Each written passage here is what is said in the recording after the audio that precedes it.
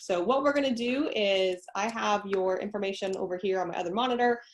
So I will just kind of dive into some of the stuff you wrote, and you can ask whatever questions that you have. And the great thing is that, you know, whatever you're struggling with, you're not the only one. So a lot of people who are going to be on the other side of this are going to be able to learn from what you're asking and what you're experiencing, and relate to what you're experiencing as well. That's the best part about doing this. So let's dive in if you'd like. Okay. Cool. So one of the things you wrote here is that, and I hear this from a lot of people too, and it usually surprises people who've never struggled with weight, but you said you don't really eat all that much. That's not really, you don't feel like you're necessarily an overeater, but there's some emotional and stress eating. So why don't you talk to me a little bit about what's going on there, and we'll start there. No, actually, me and my doctor sat down and discussed this, and he told me to keep a journal. Yeah. He went, everything I eat, you know, ounce for ounce, good or bad, you know, Cheetos or apples, whatever it is. And I did. And he kind of looked at me and he goes, "Are we leaving some things off?" And I said, "No. I'm being 100% legit honest. I mean, I put the Cheetos on there, didn't I?" Yeah, you're like, if I was gonna lie. So, and like, even if you and I were to go out to eat, you would be like, "Oh my God, how are you fat and that's all you eat?" I don't eat a lot. If I can finish a whole cheeseburger and fries, like a normal portion size meal, I must be, that would be a day that I'm really, really hungry. Yeah. Because like I take my grandsons to, you know, if I take them to McDonald's, we all get Happy Meals. Yeah. Sometimes I don't even finish all that. I mean, I don't get all that hungry, and that is the frustrating part. I went on I don't know if you ever heard of Dr. Andrew Weil. The bald, the Santa looking guy. Yeah. I did his diet. Oh my gosh. Let's see. My son was born in 98. My daughter was born 2000. So it's probably 2001. I think I did his diet, and I actually started turning orange. And my doctor was like, he thought excuse me, like I was having problems with my liver, you know, something going down. And here on that diet, you have to eat copious amounts of vitamin. It's a vitamin C diet. Oh, okay. I was consuming so much vitamin C, it was literally coming out in my skin. Dang. So yeah, so I mean, I have been like a major yo-yo dieter, and not really jumping on like the Jenny Craig train or anything like that. But if there's like a holistic, natural approach, I've probably tried it. My daughter recently, because she works at GNC, she's one of their managers, so, you know, health nut kind of thing runs in the family. She tried to get me on the keto diet. I did the keto diet, and I thought I was going to die. I got the keto flu. Yeah. And I was like, "This is it. You can have it. I want my Cheetos back." At least my Cheetos didn't make me feel like I was dying. You know what I mean? But in the same token, I am an emotional eater. When I get stressed out, I tend to grab like my Cheetos, or I'm ashamed to say, I do have a little bit of a sweet tooth, but it's really weird because I used to really crave sweets, but now that I've actually turned diabetic, I really don't have a sweet tooth. Like I will literally open a bag and maybe take a handful, or I keep chocolate in the freezer. So if I feel that urge, I just go and have like 1 or 2 Hershey Kisses.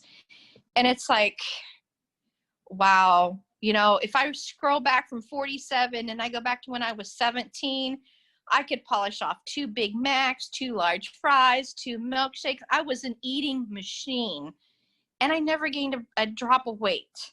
Yeah. Now I'm 47. I just look at these commercials and I gain 5 pounds. And I have a really difficult time shedding the weight. Yeah.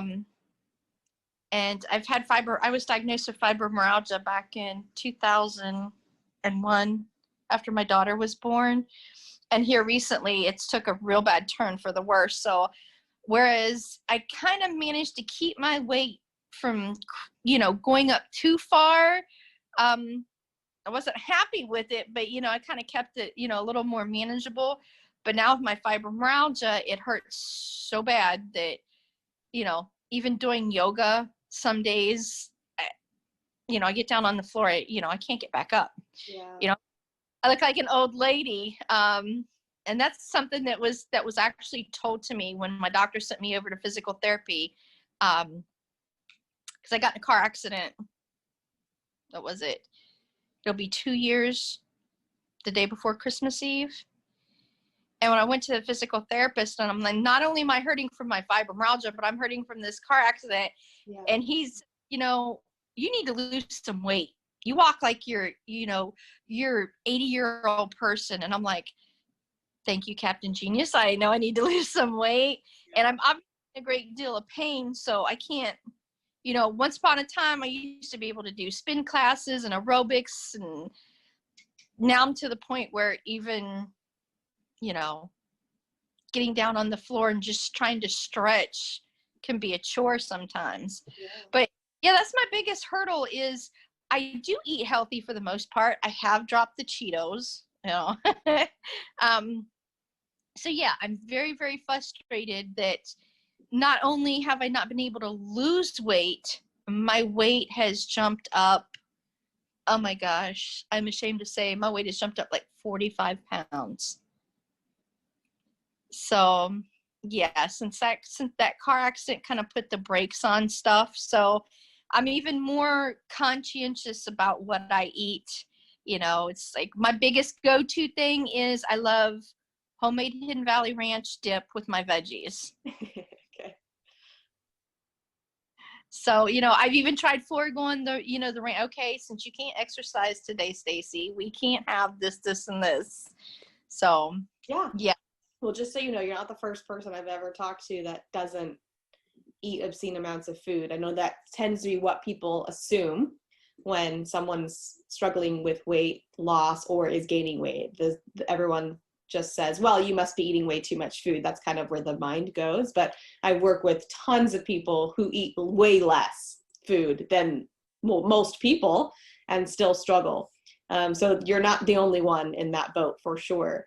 And mostly what I see, I'm going to say 100% of the time, what I see accompanying that is that the relationship with food is dysfunctional. So even though you're not eating a lot of food, if you take someone who eats way more than you, or you look at how you used to eat when you were 17 and could eat a ton of food and not gain weight, the relationship with food was totally different. So for example, if you've never struggled with weight before and you don't equate weight and food together like most dieters do, the way that we process the food is totally different in the body, so that you don't have the same stress levels as like you said, you see a commercial for food and it creates an experience. Like you joked around and said you gain weight just by seeing it. You're not totally wrong, because the amount of stress that is happening in your relationship with food can literally be the cause of the fat storing. And then you take someone who doesn't have any of that, who sees a plate of spaghetti and it means nothing to them, right? It's just a plate of spaghetti, no big deal. And they don't have the same process in their body when they eat it as someone who's afraid to eat it because it's too many carbs, or afraid to eat it because they don't want to gain weight, or who's not allowed to eat it because of their diet, right? Does that make sense? How it's like the same food processed differently? Oh yeah. Yeah. So that's place we would need to start with you is getting in a relationship with food where you experience food in a way where it's not tied to your weight. So food is food. It's this thing that you eat for pleasure, eat for sustenance, eat for whatever reason. And then that's over here. And then your weight is this other thing over here, and they're not connected or related, which I know is a big, huge step for most people who have been in the dieting world for any period of time. So that's what we would want to do. So for you to be able to get to a place where you don't equate weight and food, I think the easiest thing is I think about back before, like when you were like 17. What was your relationship with food like back then? I love food. My dad was a chef, so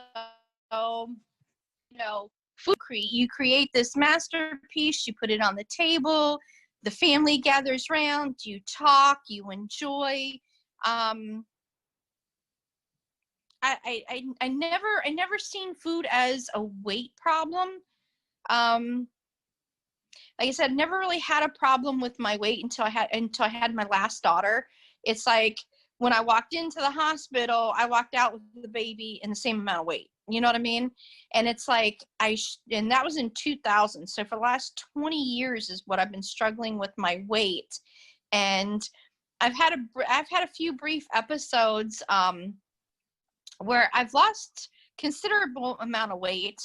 And then things always happen. Like this last time, like I said, I gained 45 pounds. At the time, let's see, I was about 30 pounds more, and I was doing my yoga, and I started doing a little bit of Pilates, and I was walking at least 2 miles every day. And I was in this new relationship, so I was divorced, and I was finally happy. So the weight actually started coming off. I was so proud of myself. I'd lost 30 pounds. I was teetering right on that threshold, where we say just one more, get to that point where it's just like one more pound and you're going to be super happy, but we still have more to go. Yeah. And I had a new job. I had a whole new life. My kids had left home. So things were going real good. And then I got in that car accident. And on top of that, I got sick. And I had bronchitis so bad. And I was fighting it. I was in the hospital. I was in the emergency room. They loaded me. They doped me up with so much steroids.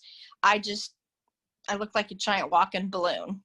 Yeah. And I managed to shed off, 10, 15 pounds of that weight, after I got off the steroids and everything. But then now all of a sudden I'm right back up there, and I'm like, I'm not exercising, so I can't starve off them few extra pounds. But now I'm getting worried because, I'm diabetic. I'm starting to have some health issues as a result of it.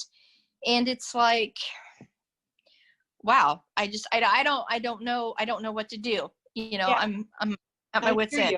I hear you. And here's the thing, like, it's super, super important that we do this in the right order. And I know that, like, the weight loss, like, it's all consuming, right? I get it. I've been there. I remember when weight consumed my brain and there was nothing else I could think of. So I know this is kind of a stretch, but we literally have to put the weight thing aside for a moment to fix the food thing, right? Like, once we get your relationship with food where we need it to be, one of two things is going to happen.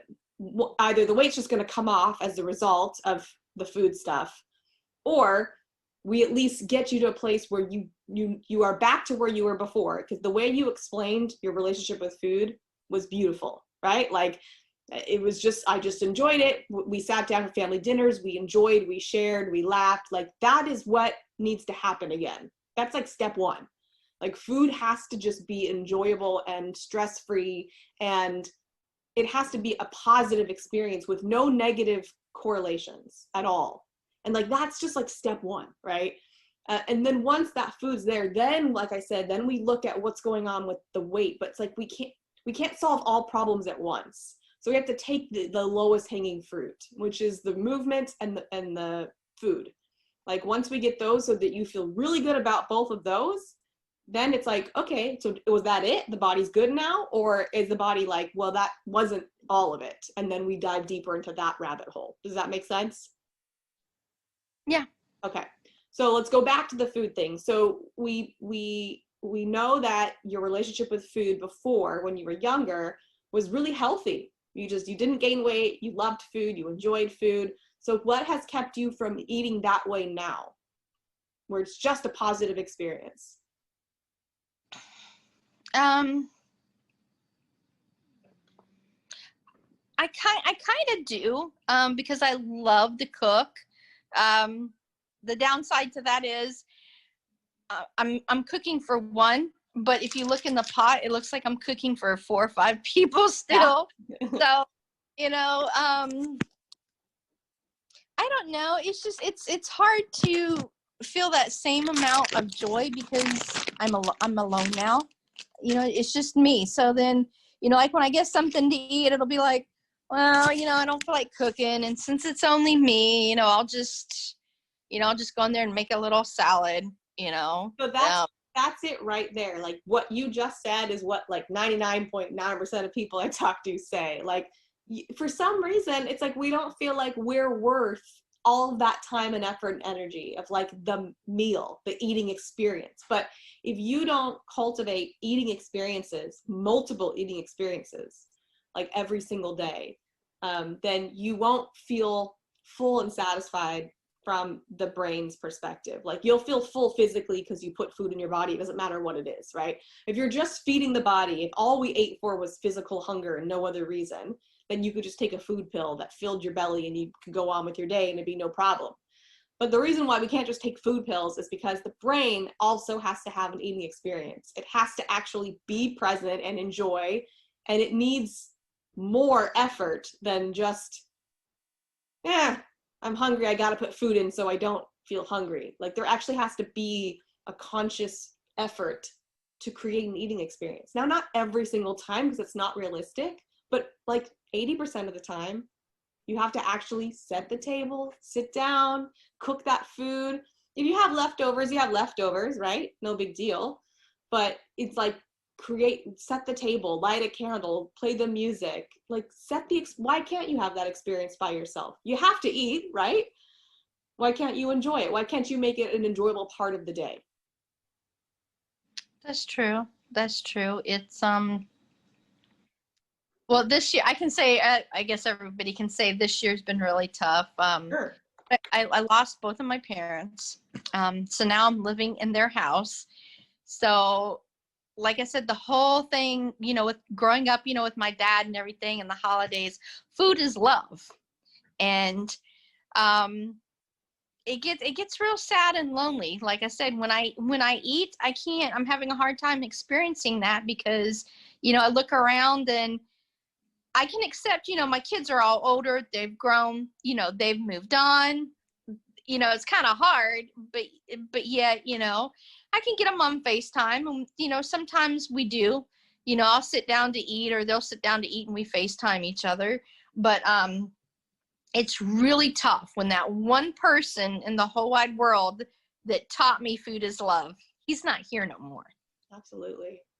So, you know, but you could pay that homage to him, right? I mean, if he loved food, then wouldn't he love to be, and maybe you can feel his energy in the room when you're really creating this eating experience, even though he's not there physically. But like, I don't know, if it were me and like food, I love food so much, and like if I would want nothing more than my son to also have, like, even if it was just him, like it'd be so cool just to see him sitting, like putting all that time and energy into creating that kind of meal just for himself, and just to know how important that is. That like this is such a form of self-care. Like food is this beautiful thing that, yes, we need to survive, but it also creates all this pleasure and memories and feelings, and like that's all good. It's not a bad thing at all.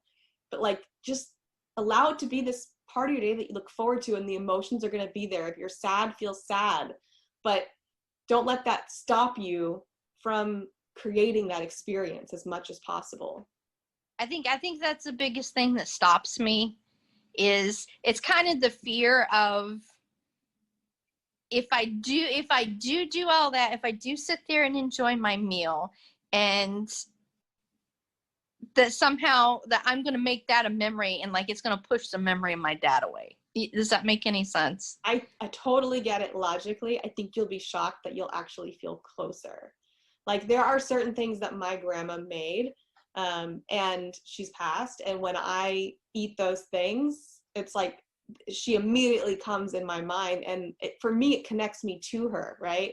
Like that's what my grandma used to make, and now I'm making it. Like she passed that down to me. How cool is that? And then of course, like I didn't make it as good as her, but it's just like this way for me to actually connect to her. So I think that you can anticipate a lot of what will happen, but until you actually do it, you don't really know. And what do you have to lose but to try and just see only good can come from taking really, really, really good care of yourself. And preparing meals for yourself only is part of that self-care. You deserve that. Just like the person you were going to cook it for deserves that. The person you love, when you prepare food for your children, like you do that out of love, and you deserve the same amount of love and care and attention. And that's a hard step for me too, because being a mom, especially when you got 4 kids, I'm the last person I ever think about. It's like I even find myself doing it. I went to Ross's the other day and I'm like, you know what? I'm going to buy a new dress. I promised my girls I'm going to buy a new dress, buy a new pair of sandals. And the whole time I'm shopping there, oh, this will look good on you. And my grandson needs this. My other grandson needs that. And it's like, by the time I get over to the dress section, I can't even afford what I just put in the cart for my kids. So alone, what am I going to do for myself? So I'm seriously having to reevaluate my life all around, because like literally I'm in the house, in my parents' house. They're not here no more. My kids are all gone. It's hard to really adjust to life when it's just me and my cat. And all he wants is ice water and gravy. So, there's no fancy cooking for him either. Maintenance. Yeah. I know it can seem like that would be a really lonely place to be, or that would be like some people might think it might be a sad place to be, but time with yourself is incredible. Like when you really get to know yourself and you connect with yourself and you enjoy your own time, you're gonna love this opportunity you have. And I definitely would make that home yours, right?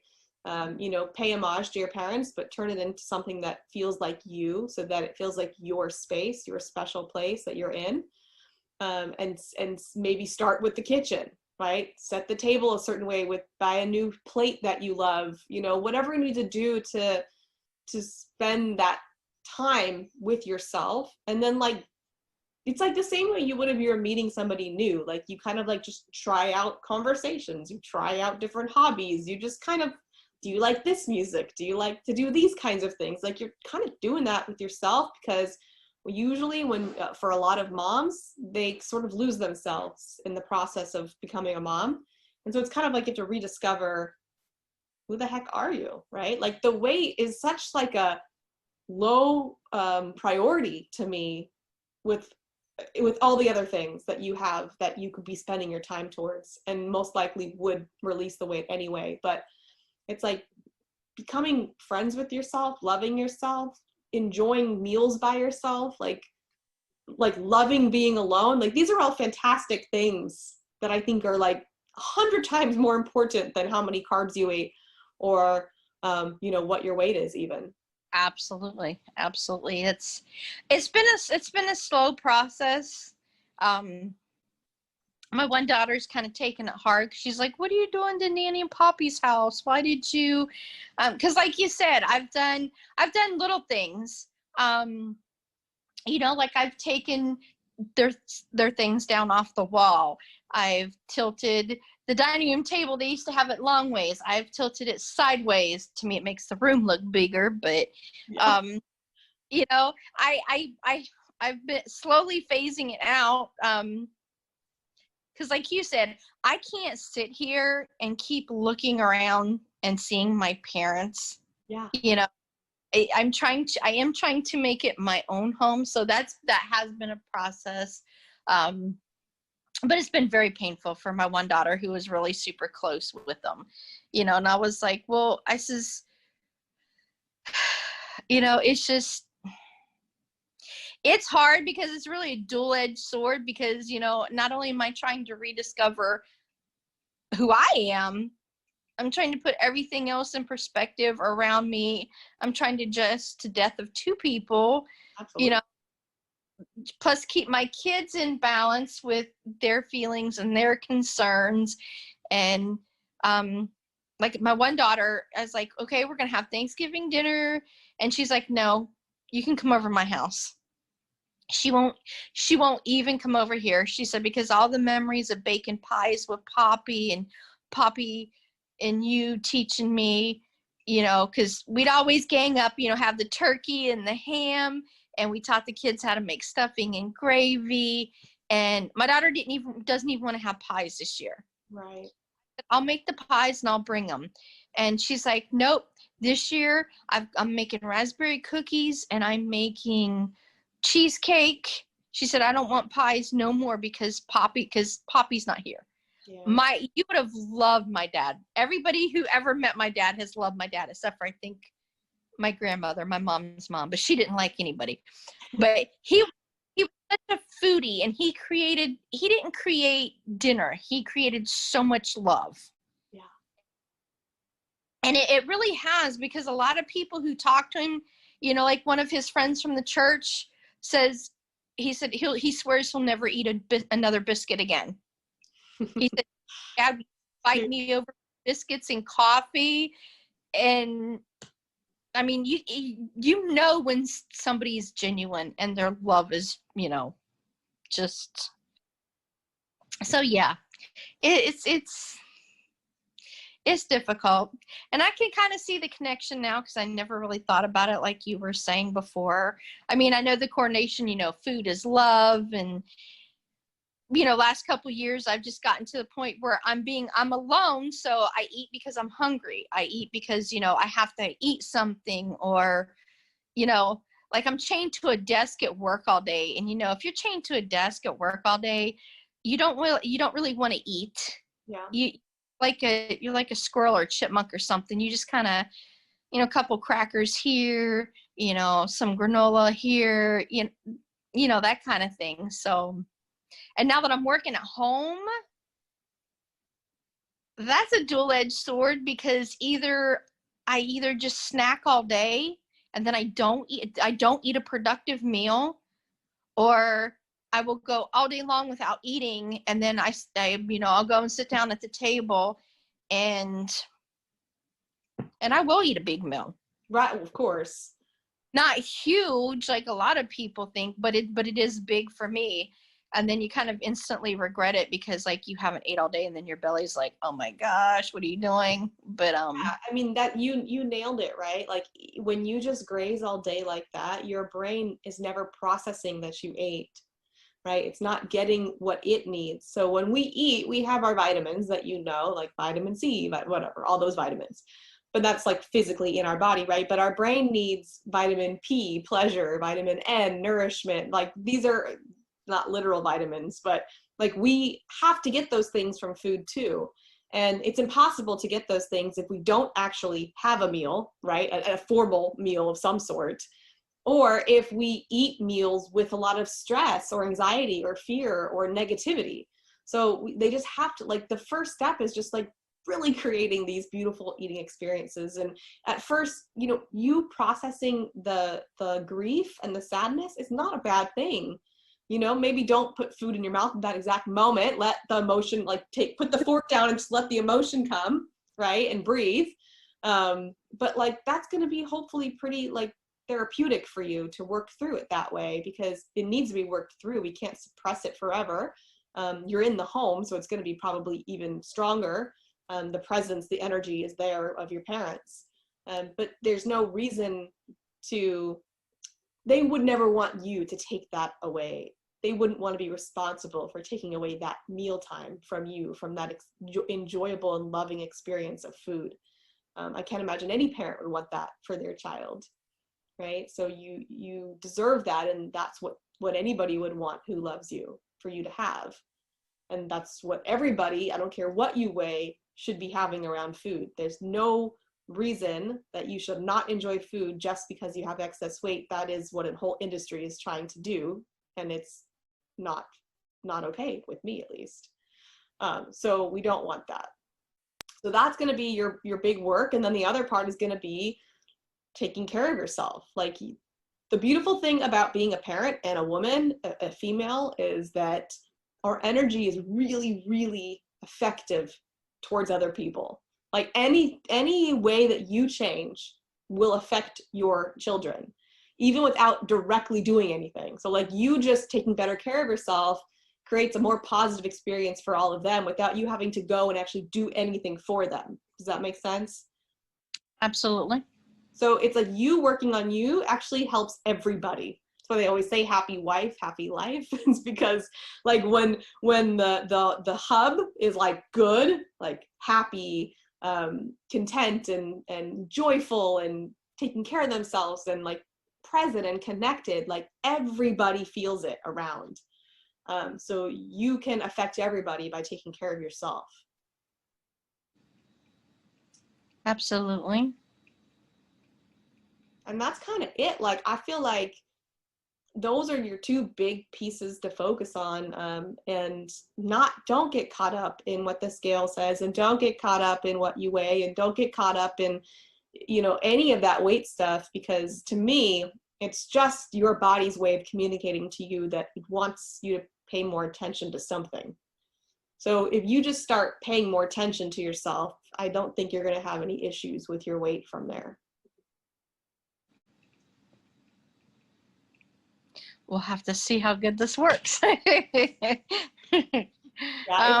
But you know what, I mean, I can kind of see it because, you know, like I said, like after I got my divorce and just the pure freedom I felt, you know, of being away from that toxic relationship and that toxic person. And yeah, I mean, I was losing weight. You know, I lost that good bit of weight and it felt great. And then when I got slammed and I got the weight put back on, and these last 2 years just been one trial after another. And it's like, I was literally sitting up last night thinking about this. I mean, if this shit continues, I mean, I'm gonna be on that show, My Big Fat Life. What is it, with the people that weigh like 600 pounds in size of that? That's gonna be me one of these days, and they're gonna be shocked to find that I have nothing but a box of Nerds in the cupboard and salad in the refrigerator. But yet, you know, I will be that medical anomaly. She gained 600 pounds eating Nerds and, you know, mixed baby greens. it doesn't shock me at all, like, because I've been in this industry for 12 years, longer than that, but since 2006, I've been doing this, and I've seen everything, and I don't see any correlation between the weight and the food and the exercise. So to me, it's not shocking at all. You know, if somebody came across me that was over 600 pounds and said, this is all I eat, that wouldn't shock me at all.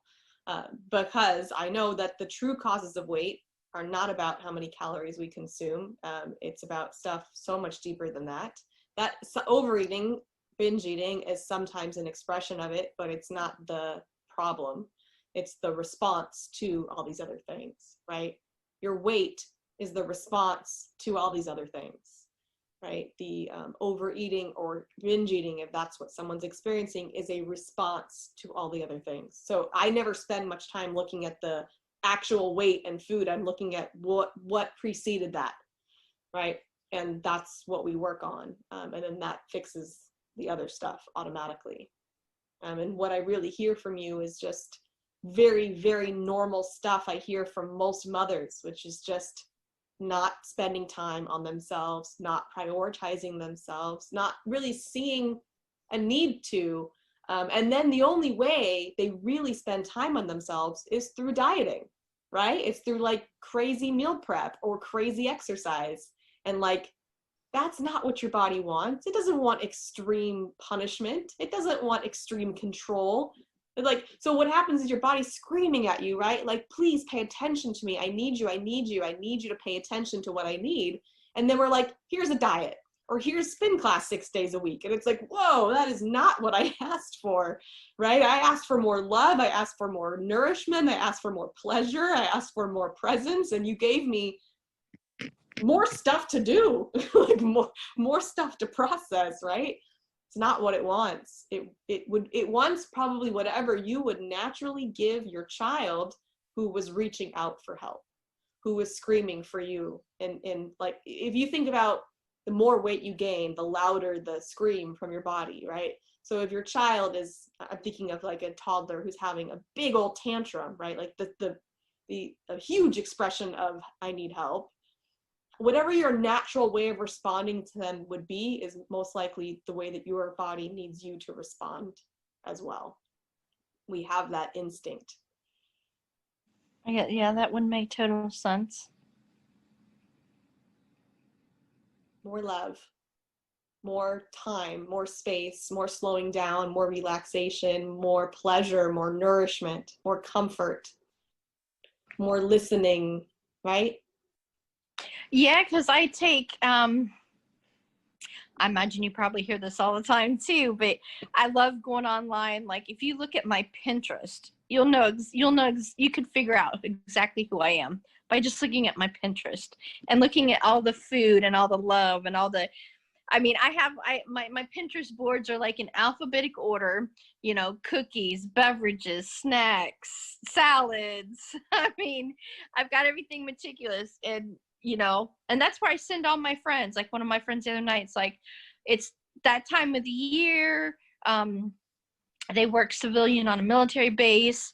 And when we get home, we're going to be tired and it's going to be dark. And I'm like, look, go to my Pinterest, look up all my crock pot recipes.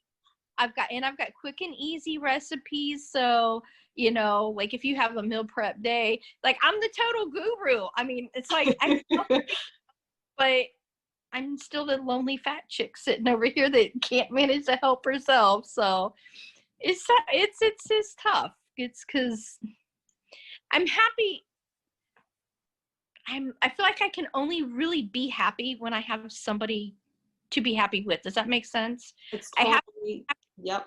I'm stuck in that mom mode. I can't, it's once in a while I can kind of get it out of gear and, I'll go, and it's kind of hard because like, I used to be a photographer. My ex-husband took all my photography equipment. So that was me. That's the me part. I get out with my camera and I go and roam. You have my email address, my Beaches Writer. Look up Beaches Writer, Google me, and you can see all my photography and everything. So you might not have that equipment, Stacey, but do you have a smartphone? Yeah. Okay, so get out there and take fun with a smartphone. Pretty damn good camera, right? Well, yeah. I know it's not probably what you had, but if your creative outlet is photography and all you have is a smartphone, make it work, girl. Like you can still be creative with your smartphone. There's apps you can download to play with the settings or whatever, and you probably can even buy one that you would understand and I wouldn't. And it might be $5, right? It might be $10 to get the more crazy apps or to get a lens for your smartphone. It's probably, I know they have them, and they're probably not super expensive, but like, you don't want to live in a world where, yeah, you might not have everything the way you want it, but what can you do with what you have so that you don't live in a life where you're like not able to do things because of your environment, right? Like make it work. What can you do? What do you have? Don't let anybody else stop you from living your life. Like, I don't care what gets thrown at you. If you're like, I know who I am. I love cooking. I love delicious food. I love photography, whatever. I love Cheetos and nerds, whatever it is. Like, don't let anybody or anything stop you from doing the things that you love. There's no reason not to find some way to make those things work in your life. And I don't mean it to sound like as if you're lazy or not resourceful. I don't think it's that at all. I think it's that it's just when you've hit sort of all these walls, wall after wall after wall, you just start to like feel like, God, what's the point, right? Like it's too many obstacles. I can't keep fighting. So do what's easy. Yeah, it does. It definitely does. I don't know. It's just not to be Debbie Downer or anything. It's just sometimes you look around and you're like, why bother? There's nobody here. 100%. I totally get that. And that's when you have to remind yourself that you don't really ever have anybody, right? Like your children are not like, they don't belong to you, right? Like it's just, you get this privilege to be in their presence and to be part of their lives, and that same privilege is with yourself. True. Very true. Yeah, it's like I said, it's just it's hard. I mean, my oldest daughter will be 26 in December. 26 years. So that's a really Huge. it is. You know, sometimes when I think about, you know, when I was a teenager and stuff, you know, because I had her right after I turned 21. And when I try to think of a time before then, it's surreal. It feels like it's a movie or something. It doesn't even feel like it was my life. Just like now that the kids are gone, and I have two grandsons, one's 2, one's 2.5. And I'm like, I literally felt this yesterday morning, because my oldest daughter and my one grandson staying with me through Christmas right now. And he always wakes up and he gives me a big smile, and he always comes running and pile driving on me. And I'm like, wait a minute. Last night I went to sleep, I was a mother, and like I'm waking up this morning and grandmother is like, wait a minute. Yeah. You know? And it's like it's getting harder and harder to remember my kids as kids. It's starting to turn into like that movie scene, like my life was when I was younger. And I know that's the way it's supposed to go. You know, we're supposed to turn the chapters, you know, and Yeah. But it's hard. It's you know, you get up and, you know, some days I get up and I'm like, yep, okay, today's the day, I'm gonna do it. And then, you know, like you said, that wall gets thrown up for some reason, you know.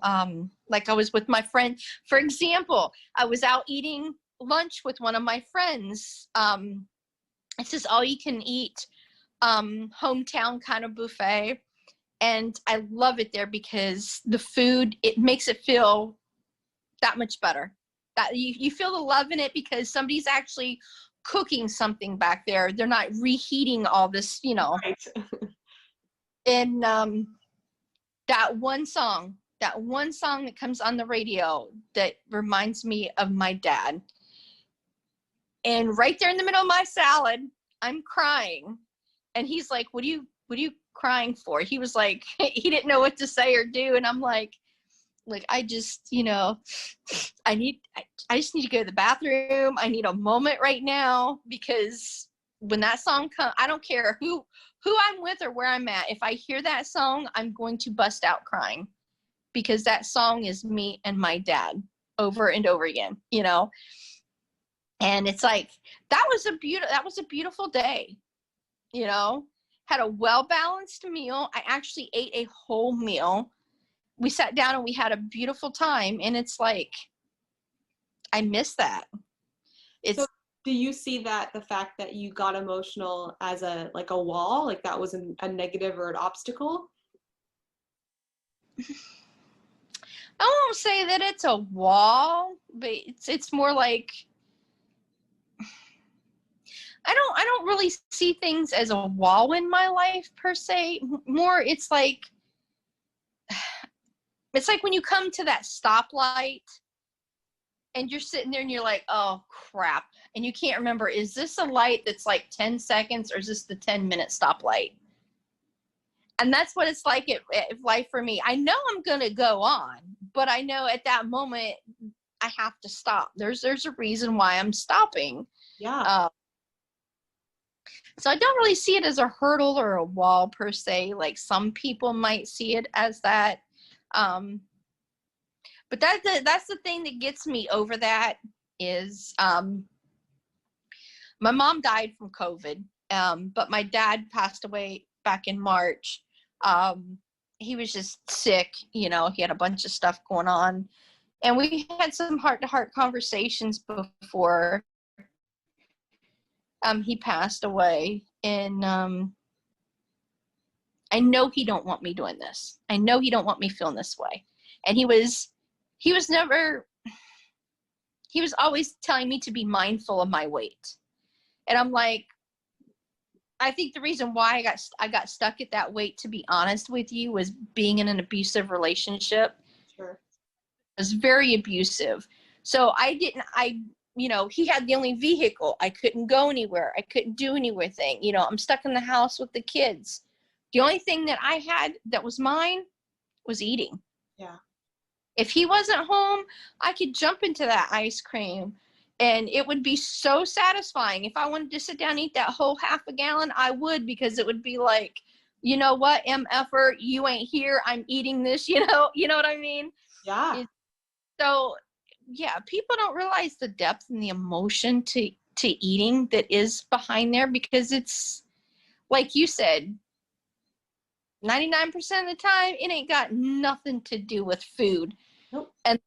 Unless sometimes when we have that moment when, like last night, I made garlic mashed potatoes, gravy, and a pork loin for me and my daughter. Nice.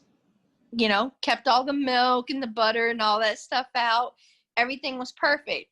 But there was that minute when I was, man, this is the best gravy I've made in so long. I just want to pour it in a cup and drink it. You know what I mean? It is. I even texted my friend and I was like, you know what? If you were here tonight eating my gravy, you would fall in love with me. It is that. And those are the moments that I live for, because I could just picture my dad sitting down and eating that gravy. And he took so much delight.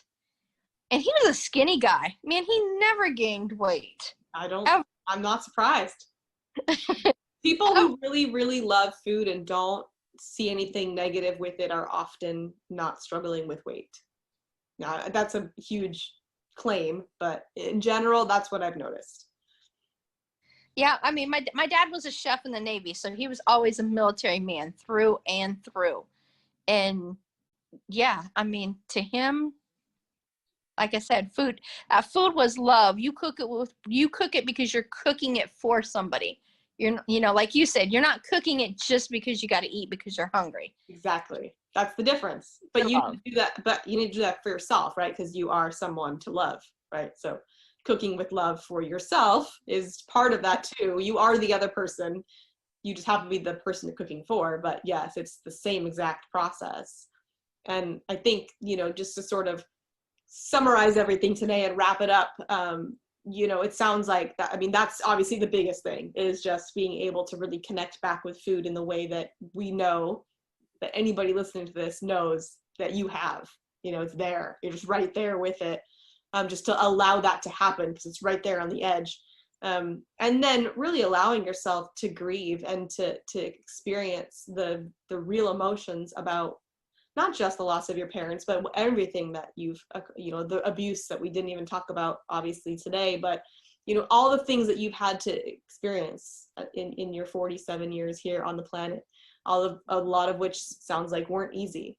Like giving space, like if you were not you, if you were someone else and they were telling you your stories, you'd probably be like, holy crap, like that's a lot for one person. Like that's a lot to deal with, right?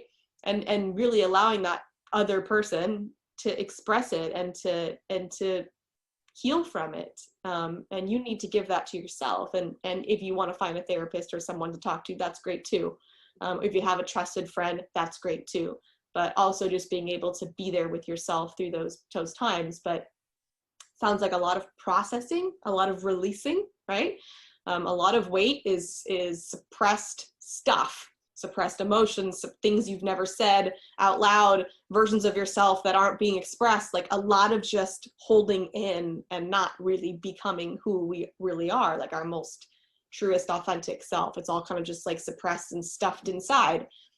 So it's like really just allowing space to become this most honest and true version of who you are.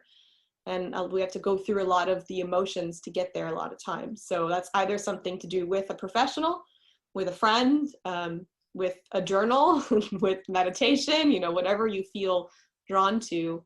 But yours sounds like a whole lot of lightening up of just a lot of stuff, a lot of lifting of old stuff. We're Got layers, right? Mm-hmm. Yep, exactly. And I think you're going to find you get pretty far with that alone. And then sometimes people hit some additional stopping points with their weight, and that is when we have to dive a little bit deeper into some of the other reasons why the body could be holding on to weight. And that's sort of like phase, 2, 3, 4, whatever down the line. But I always start with food, get that relationship back into a healthy place, then into movement. Movement could be stretching, doesn't be anything crazy. Your movement could be meditation at this point since your body's hurting a lot. But it's because it's about body connection. To me, movement's about connecting to your body, getting out of your head. So you can do that many different ways that aren't necessarily moving. And then just going on that journey of with yourself and releasing all the parts that aren't you, and then seeing where you get from there. Sounds like a plan.